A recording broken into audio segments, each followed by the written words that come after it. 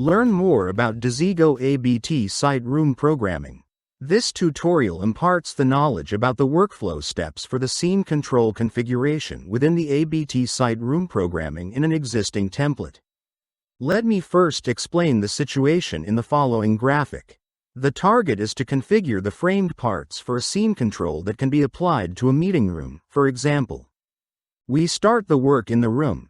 Here we have to add the application function scene from the HQ library. You will find the correct AF in the application functions folder. Let's copy it into the room using drag and drop.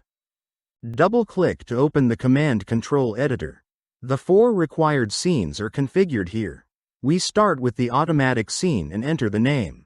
Such a scene is essential to deactivate the selected priority in the BACnet priority array, relinquish entry, according to the selected priority. From the Resources folder, we have to add all the required objects such as lighting, blinds and HVAC data points. In our case, we add the following commanded objects using drag and drop. In the second step, we go to the Release column and activate all checkboxes. This checkbox releases the selected BACnet priority, as already mentioned. By the way, the checkbox for the active release behaves in the same way as null. If you want to learn more about this table, please read this page. In order to be faster in these working steps, the automatic scene is the basis for all other 3 scenes.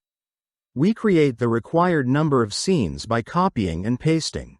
We rename all scene names according to our plan. The text picker is supported in this workflow.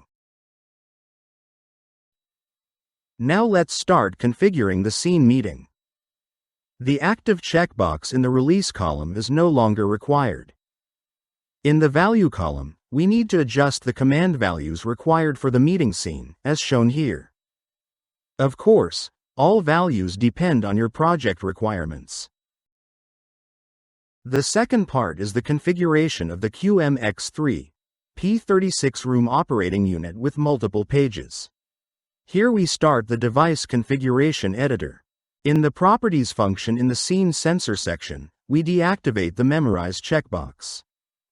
I also enter the 4 scene names.